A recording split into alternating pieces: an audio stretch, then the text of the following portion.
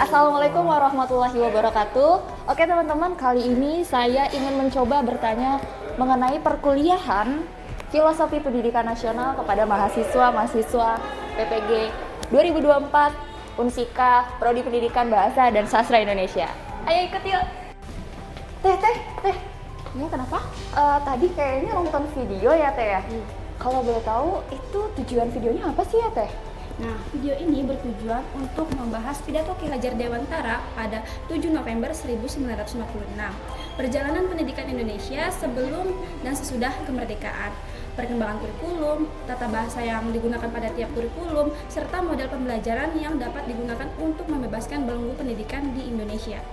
Jadi, video yang tadi ditonton adalah pidato Ki Hajar Dewantara 1956 ya Teh ya? Iya. Jadi intinya dari video itu apa sih ya Teh?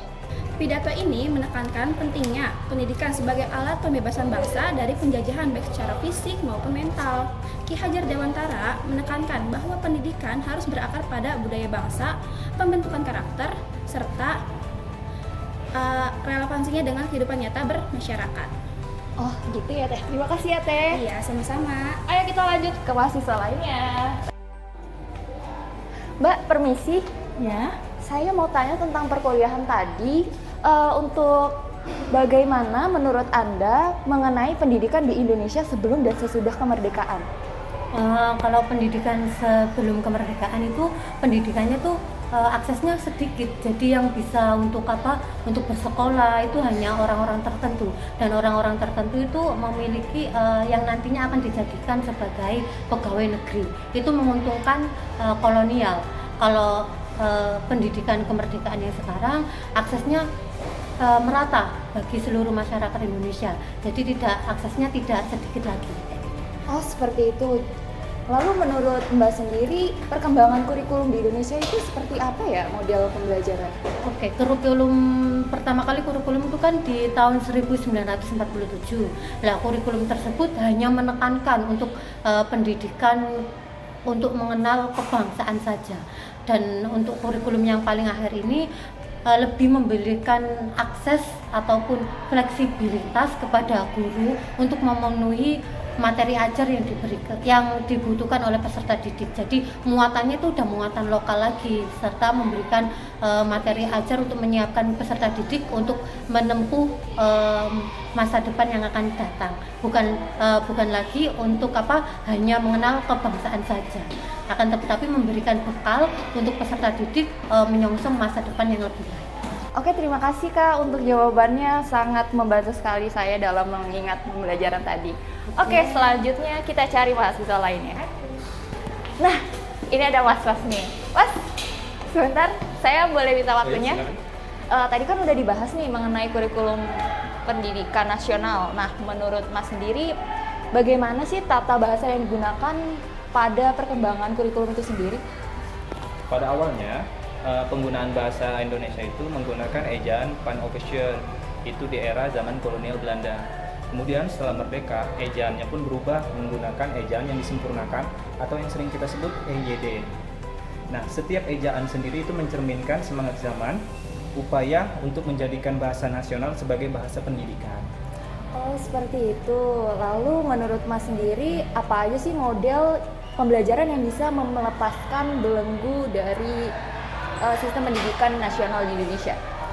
Baik, menurut saya itu ada 3. Yang pertama, model pembelajaran berbasis proyek.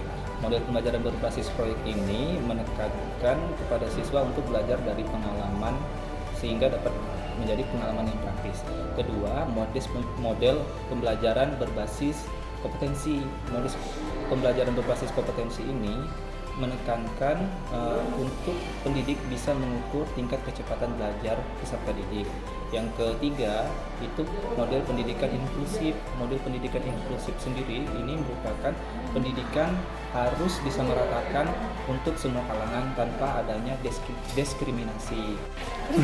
Tadi itu menekankan pada aspek kemandirian, kreativitas, dan relevansi dalam kehidupan dunia nyata. Oh seperti itu ya. Terima kasih ya Mas atas jawaban yang sangat luar biasa ini. Oke teman-teman, kita lanjut cari mahasiswa yang lainnya. Let's go. Permisi Teh. Oh iya, Saya mau tanya tentang perkuliahan tadi. Menurut Teteh, apa sih pesan yang dapat diambil dari Ki Hajar Dewantara mengenai pendidikan nasional untuk masa depan?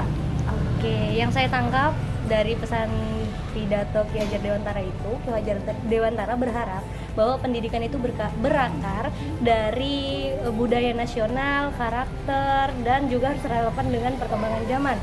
Dan mohon maaf, Ki Hajar Dewantara juga berpesan agar pendidik dapat membentuk peserta didiknya menjadi kreatif, inisiatif, dan membentuk menjadi pribadi yang cerdas, pribadi yang manusia dan memanusiakan manusia.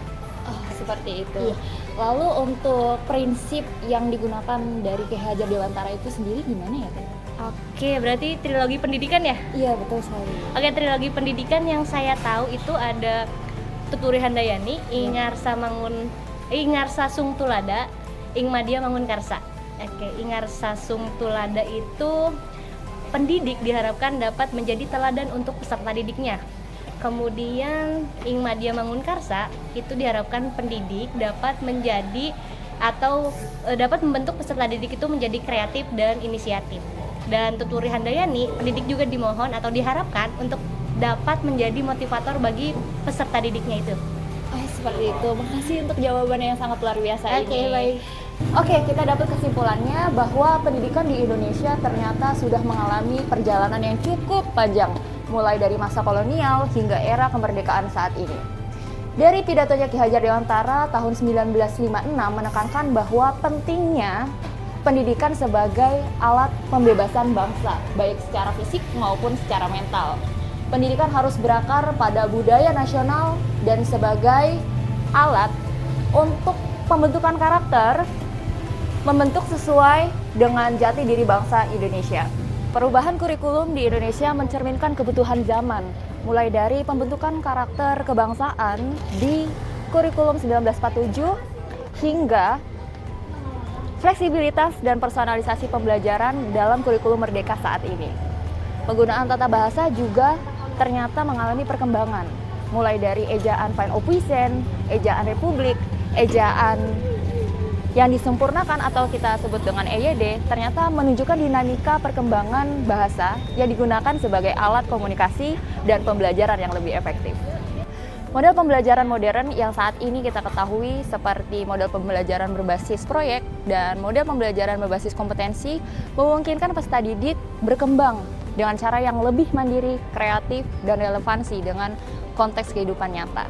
Pesan utama yang disampaikan oleh Ki Hajar Dewantara pada pidatonya adalah menekankan pentingnya pendidikan yang berfokus pada pembentukan karakter dan relevansinya terhadap konteks kehidupan nyata mereka, dan guru sebagai fasilitator atau pembimbing dari proses tersebut. Dengan demikian, pendidikan di Indonesia harus terus berkembang seiring berjalannya berubahnya zaman.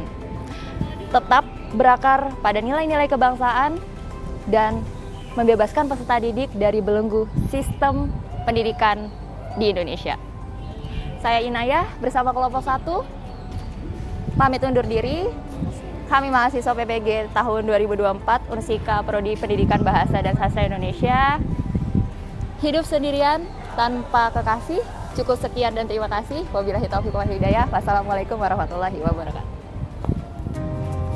Halo, saya Inayah Alvina Budiarti. Saya sebagai host dan inilah teman-teman saya. Halo, saya Rena sebagai narasumber pertama. Halo, aku Astuti. Aku sebagai narasumber kedua. Dadah. Halo, saya Nata, narasumber ketiga. Hai, saya Barokatus Solihah, narasumber keempat.